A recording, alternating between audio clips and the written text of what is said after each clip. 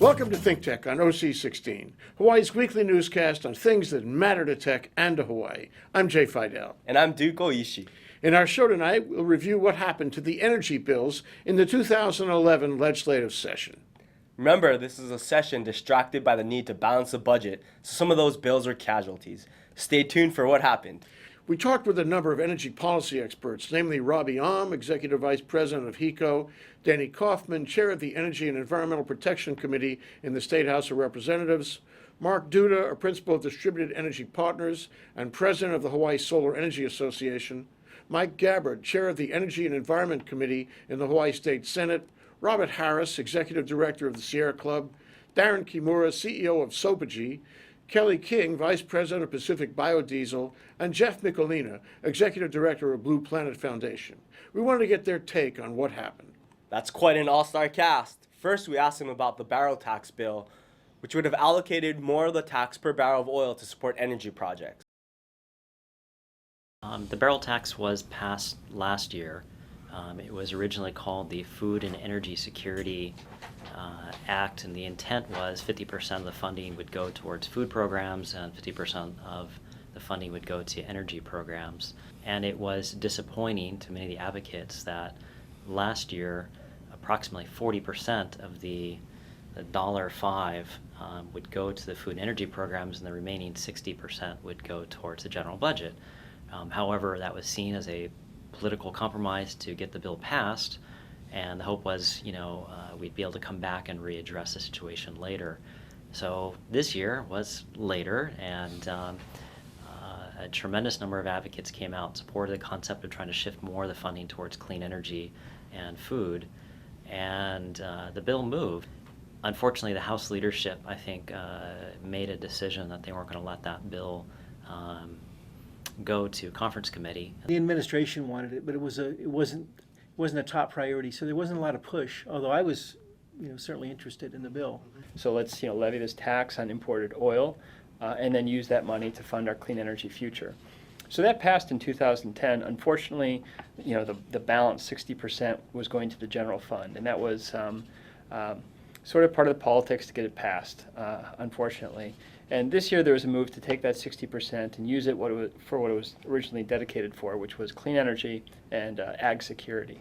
So there was a move this year supported by the governor to do 30%, 30 cents on that dollar to energy initiatives and 30 to ag initiatives. And unfortunately that got caught up in the end where there wasn't support for it. There was such an appetite in the budget for every revenue source that 60% is staying in the budget, unfortunately. We do support it. We think that no tax is too much for petroleum. We were solidly in support, but not out front leading the charge, I think. I really wish that somebody would be out there advocating $5 or $10 barrel tax. The problem we have is some of that federal funding, that ARRA funding, is drying up in 2012, in April of 2012, and so many of the positions in the Energy Office are dependent on those federal funds. So the idea with this bill was to give them more money. Unfortunately, the House never assigned any conferees to the conference committee, and so this one we never even met.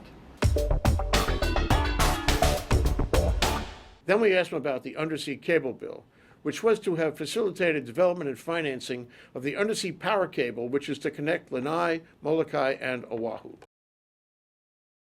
I think the big thing about the Undersea Cable bill is it's basically tied to the whole Big Wind project, and in fact I think that the Big Wind project on Molokai Lanai is what's caused a lot of the pushback from those communities and some of the environmentalists.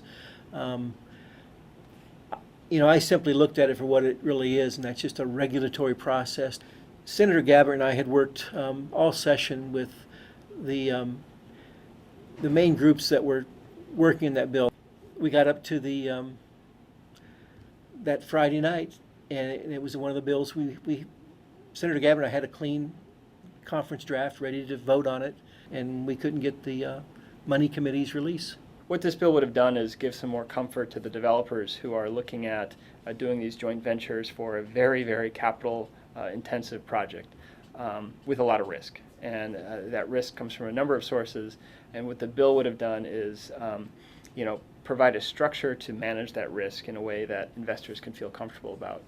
So that was really the purpose behind the bill. Also ensure that the utility can recover cost for investments that they need to make. So that's what the bill was going to do. I think it became a proxy for the entire project itself, and that drew some opposition, and overall made some lawmakers skittish about proceeding with it. But we saw it more just as a framework for structuring that arrangement.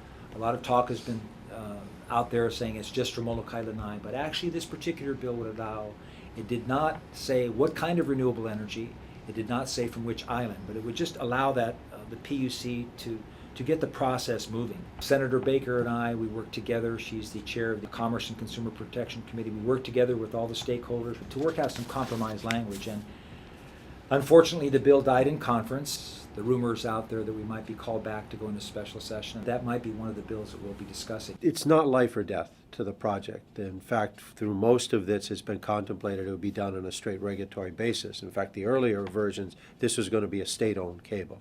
We're going to go ahead, probably during the interim, and go and propose to the PUC a way of getting started on this process. I think if it turns out it's cheaper to have a legislative support, we certainly hope next year's session, when I think that'll be timely enough, will support the surcharge and then hopefully lower the cost to the ratepayers. But the projects, the much cheaper wind energy really is essential to sort of breaking the back of oil's hold on us, but also getting our costs under control. We also asked him about the bills which would have restructured the PUC. That particular bill, SB 99, it was bypassed my committee, Energy Environment Committee, and went straight to Consumer Protection, Commerce Consumer Protection, Senator Baker's committee. And that would have increased the size of the PUC from 3 to 5, and it also would have allowed the commission to appoint the chair instead of the governor. And so basically it didn't pass. My understanding is that the chair of the new chair, my former colleague in the House, Mina Marita, did not want to push that bill forward at this time. And so I think her influence made a big difference. I think that was a little bit of a reaction to the Pasha decision, but it could have also been part of a decision by the governor, because he supported that bill strongly, to bring in more of a neighbor island perspective. Because it was very clear the bill was going to assign additional commissioners from the neighbor islands. Whether it's the PUC or DBED or any of these new directors, I feel we should give them a year to take a look at the lay of their land, get to know what's in their backyard, so to speak, before we, the legislators, start telling them how to run their business. So the thinking was create 2 separate panels, one focused on water and energy, and the other panel focused on the rest, and then the chair would sit on either. So it was an interesting concept. We think, with the new chairwoman who was appointed this year, and hopefully some new resources and some new direction on the PUC, that we should see how that works before we consider maybe some of those larger sweeping changes. The 5-person PUC, I honestly, we didn't take a position on that. Probably the much bigger issue there is the staffing. Not that we need more commissioners, but that we need more staff. It's not a bill we took a stance on or a role in. We basically, when asked, said that how government chooses to structure itself is really government's responsibility. It was interesting that during the session the governor took advantage of replacing the vacant commissioner job with a neighbor islander. Some of the sensitivity he was trying to get through the bill he did already get by an appointment. There has been a fair amount of discussion about trying to separate what the PUC does. So the idea is there would be one branch that would focus specifically on energy, and there'd be one branch specifically focused on everything else, like telephones and taxi cabs. Generally speaking, we've sort of stayed out of discussion. We figured the Public Utilities Commission was better positioned to actually come back and say why that was a good idea or not. And we asked him about the bill that was to have capped and deferred the existing renewable energy tax credit. there are some members in the finance area in the House that were concerned with the good news. I mean, these renewable energy tax credits are working, and especially since we added the refundable tax credit, that the whole industry's taken off. So, good problem that things are happening out there. The kind of the downside of it is, boy, I've heard figures like this year alone, maybe $40 million for the state that we're giving out in tax credits. I was okay with, let's take a look at all that stuff. Again, in that hunt for every dollar for the budget, I think some folks took a close look at what was not coming into the budget because of the tax credit for clean energy. We think that's a very important tax credit. It's been the reason that we've had such a healthy industry in Hawaii. It really helps a lot of these projects pencil out, from the small, family that's doing solar hot water to the larger scale wind farms and the like. There's a federal tax credit that's going to be in place for a number of years longer. We have a 35% tax credit, even though it's capped. The limits are capped at $5,000 for small photovoltaic, and then $500,000 for commercial. We do think that it's time to maybe take a look and get the facts on the table and what this really costs the state. Certainly it costs in terms of lost revenue for taxes because it's a credit, but there are also a lot of benefits in terms of income tax that's paid, all the taxes that go with the job creation. So it'd be good to get a really good economic analysis so we knew exactly what that costs the state and what the benefits are.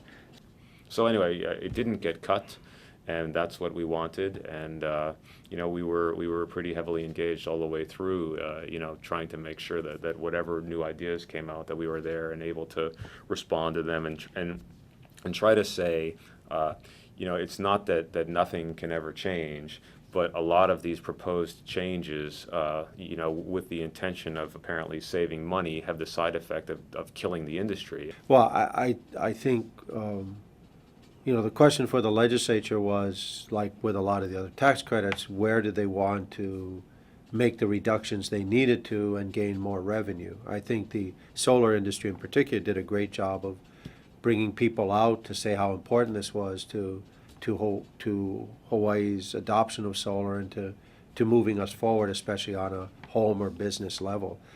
We essentially, again, said there's a policy matter from our point of view that we'll take all the renewable energy we can get, and this stuff furthers it. But ultimately, the legislature had to make the calls it wanted to. It was a very poorly thought out, I think, proposal, particularly because it was so devastating on an industry over, fortunately just a period of several weeks, but that's several weeks of people suddenly losing all their business. The most important thing, I think, going forward for the solar industry is that you have certainty. You can't change the game on them midstream. We asked them about the Solar Energy Agland Bill, which was to have expanded the right to build solar energy installations on agricultural land. The bill that passed the legislature and is at the governor's desk right now will allow certain types of agricultural land to be used for renewable energy, not just for PV. The Senate did not want to allow basically to put photovoltaic facilities that are basically revenue generating on Class A lands, but they allowed the B and C lands. And when it came to the House, I felt we needed to provide some restrictions because we certainly don't want to take good ag land and turn it into a PV farm. But by the same token, I understand the plight of our ranchers and farmers that as fuel costs go up, they may need in addition to generating some of their own electricity for their own uses, to be able to put that back on the grid as a feed-in tariff. So as we see this bill, it's just expanded the types of lands that could be used for solar. And that's something that we largely support. There's a lot of ag land in the state. A lot of it is classified that because it was kind of the catch-all. We do need to be cognizant of keeping those best lands for food and for other uses. Right now, you can put solar facilities on D and E ag lands, which are not farmable. But this bill would allow them to put it on B and C lands. It would not go on Class A agricultural lands, prime ag lands, but you would be able to put them on B and C lands up to 10% of the parcel size with a max of 20 acres. And we feel that this was, and no limit on your D or E ag lands. This passed the legislature, and it's on the governor's desk, and I think this is really going to help out the farmers. I think there's a continuing effort to make sure that ag lands are available to renewable energy, and in this case to more solar development.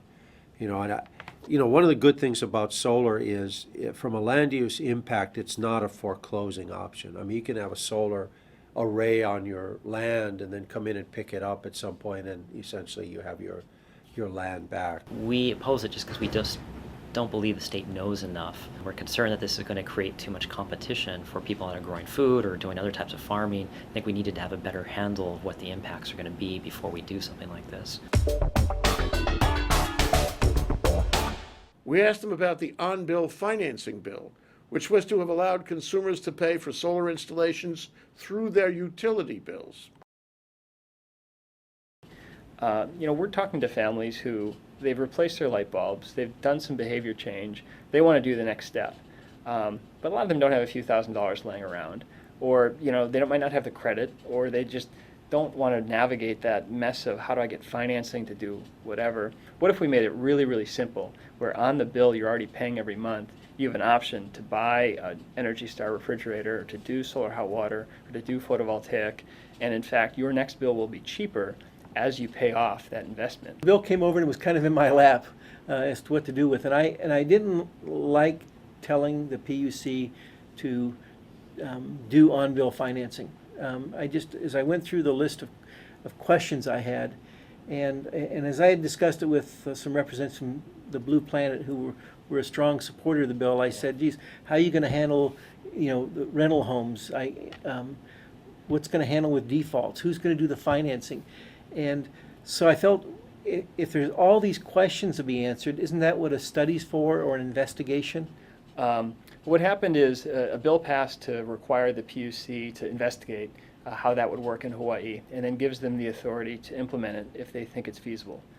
So we're happy with that, and we're happy to work with the Public Utilities Commission on moving this forward. We're very supportive of this, and in general, the industry, HSEA's policy is that whatever expands the market for solar is something that we advocate for, and this is very clearly, or this very clearly has the potential to be part of the solution, and so we really hope that the PUC does do something on this. Unfortunately, the way things work in the bicameral legislature is it has to go through both houses.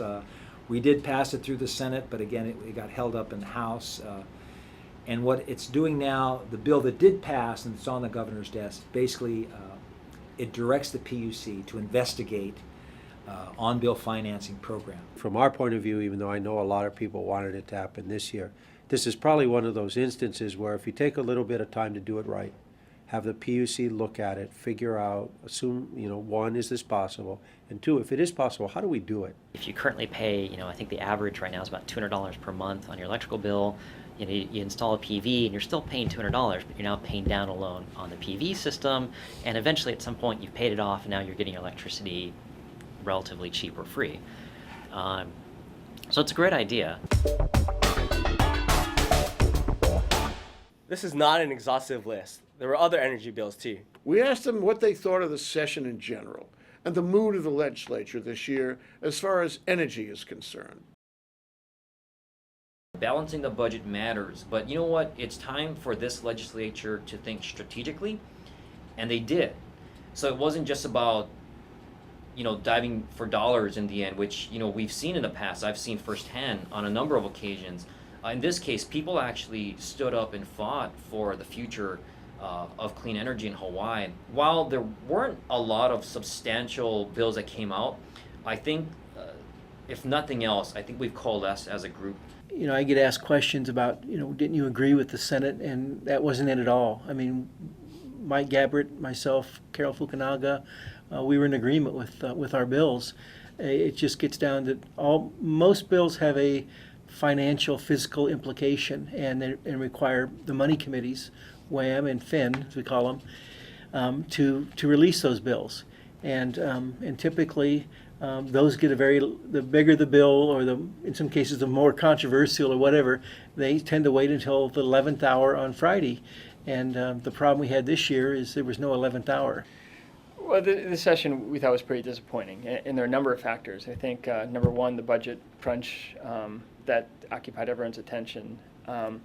Number two, the new governor coming in and getting up to speed in these issues, and having folks under him who are up to speed. That's always a challenge, as opposed to having a lot of history, and exactly what your priorities are, and you can iterate them really clearly.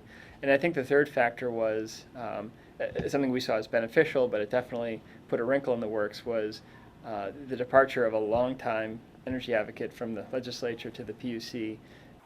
Honestly, I felt, with a few exceptions, that I was talking to the same people, trying to educate them on the same things that I was doing the last year and the year before. It felt to me during the session that we had the right people wanting to move things forward, but in the nth hour, they just, it just didn't happen. I think probably 10 years ago it was easier, because we didn't have, it's interesting that there was less known, and so there was more.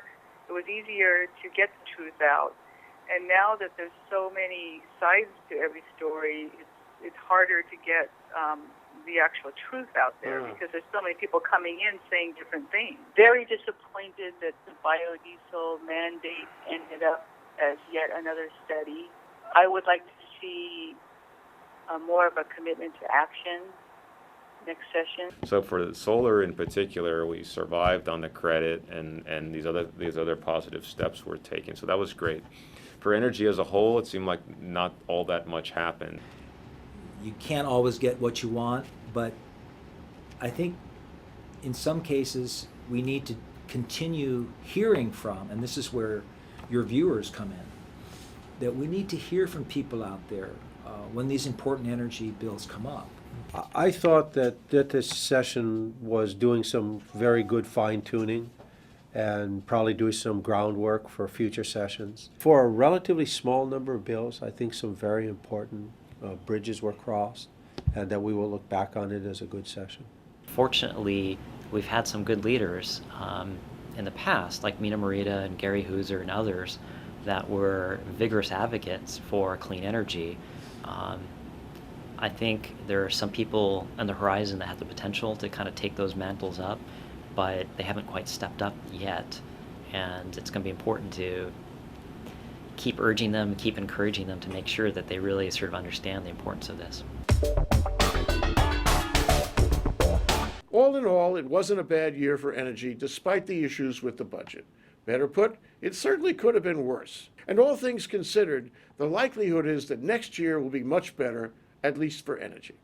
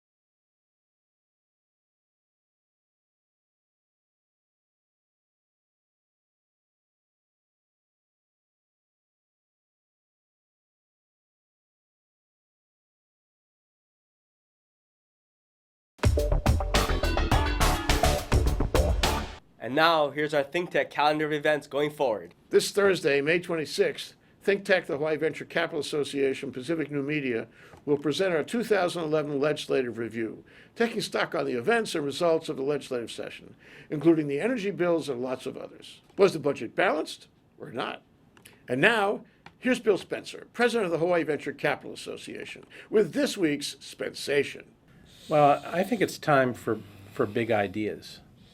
You know, we're losing a lot of momentum. We're distracted by, wars that are costing us billions of dollars.